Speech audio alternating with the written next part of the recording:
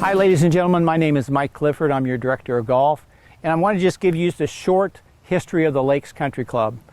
Back in 1982, when this golf course opened up, we had just 18 holes. We had 1 through 18. In 1988, because we were so busy, the members decided they wanted to buy the property over on the other side of Running Springs and build another 9, which they did. And Ted Robinson was living here at the time. He lived on number 2 East, and he decided that he would build this golf course for us, since he built the original 18 holes. And he did, and when he turned it over to me, I asked him if I could change the names of the golf courses and come up and change the rotations of how we played them. And so we named this 9 that we're standing on. I'm standing on number 9 North. We named this the North. We named the back 9 the East, and we named the new 9 the South course. Now, I'm going to let Craig and John talk a little bit about the Mini Verde grass that we did here this summer. It was quite a project. They did irrigation. They put in new grass called Mini Verde, and they actually rebuilt this lake here and the one over on number 8. But we're going to let John and Craig finish up this video with you and talk about this golf course and the Mini Verde grass, okay? Hi Craig, how are you? John, how are you? Good to see you. Yeah, absolutely, man. It's been a long summer of a lot of hard work for you and your crew. And so what we're doing today, we're here on the 9th green of the North course, and going to talk a little bit about what you've done to this golf course to make it so beautiful for the members coming back this season. So Mike gave us a little history of the golf course rotations and when the new 9 was built. So the project over the summer focused on just 18 greens, is that correct? Correct. So as Mike described what the course, the layout was, we concentrated on the North course, 1 through 6 of the East, and 7, 8, 9 of the South course. And of those, we did irrigation on everything that was west of Lookout, but we did every single green surround, fairway bunker, and quite a few tees. So we had a busy summer on our hands this year. Absolutely. Quite a bit of work that you guys finished, and it was very impressive to see you guys at work. Really one of the main reasons outside of the irrigation for the greens was this grass that we're standing on. Can you tell us what it's called and maybe some of the benefits of it? Yeah, so this is the newest ultra dwarf Bermuda grass called Mini Verde. It's been well tested. Just because we say it's new doesn't mean we're about the 12th or 13th one in this valley to do it, with most of the courses in Arizona already converting to it. So it is definitely just a better grass. You know, it's an ultra dwarf, meaning it's got finer leaf texture. It has a very short dormancy period, which allows courses to have the option to not overseed. Going into this year, our first year, the USGA and everyone recommends that we have a full year of establishment to evaluate it, let it grow in, and then from there we can decide through the membership feedback what our future looks like. What our options are. And now I know that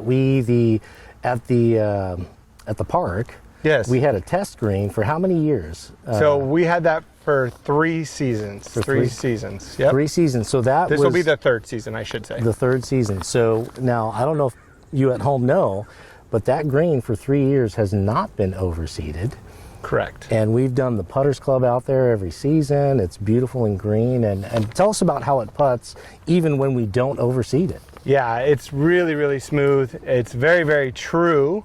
And then the green speed is quite quick. You know, as it goes into dormancy, you have no growth, right? So it's more of a rolling dash. You're not really cutting much grass, but I tell you what, everyone that had an opportunity to go and putt on that has raved about how well it's performed. And that was kind of a driving factor of choosing this grass over the grass that we had on the main putting green, which was the Tiff Eagle.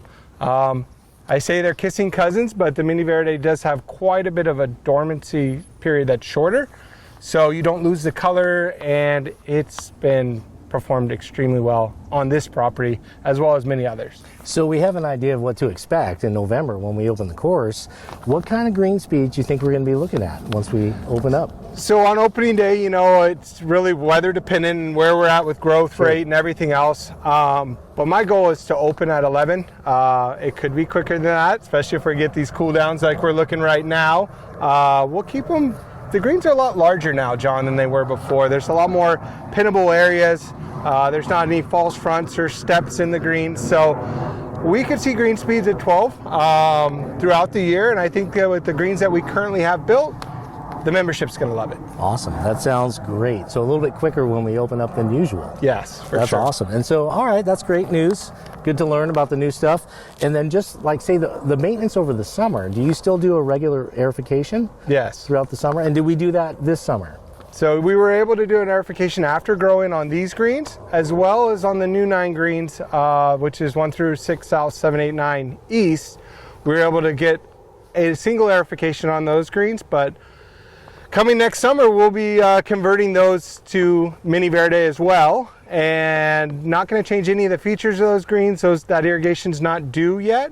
So we're just going to keep the greens in the same shape, form, but just do what we call regrassing. Take the top 2-3 inches out, get down the Mini Verde, and have a grow in. So I know what I'm doing next summer, John, too. So eventually, all 27 holes are going to be Mini Verde. That is the goal. We don't want to have inconsistencies. We don't want members to be on one side and then the other not perform the same. So in order, once we did these 18, we have to convert the other ones because the other greens are overseeded.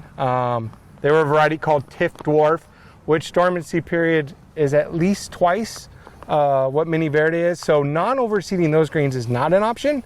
So now that we're to the Mini Verde, we've stepped in and now we got to go all the way so all the greens perform exactly the same on property. Well, wonderful. Thank you for that expert expert insight on what we're looking at with the greens. So stay tuned because next we're going to talk about the new rotations of the golf course due to the project and the new names. So stay tuned for that, Craig.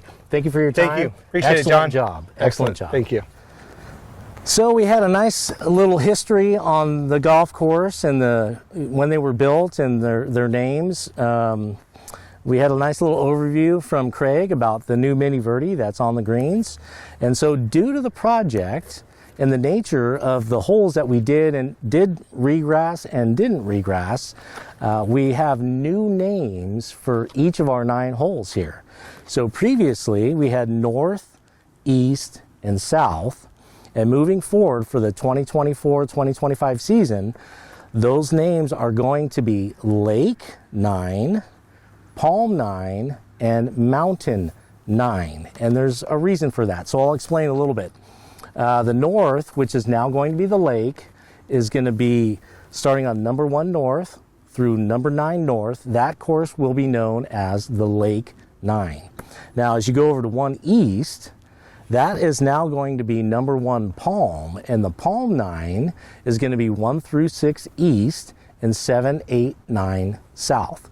So those holes will be known as the Palm 9. And then you go to 1 south, that course is going to be known as the Mountain 9, and that will be 1 through 6 south and then 7, 8, 9 east. Now those rotations, there is a little rhyme and reason behind the names of each of those 9s. And so at home, all of you members may or may not recall the color of the scorecards. So the north course was always a blue scorecard. And reason being, when you get to the first tee of number 1 north, the first thing you see is a great big lake. And so that's why that 9 will be called the lake. Then as you got to number 1 east, that scorecard was always green, and there's a reason for that. When you get to that first tee of the east course, it's surrounded by palms, so that course will be known as the Palm.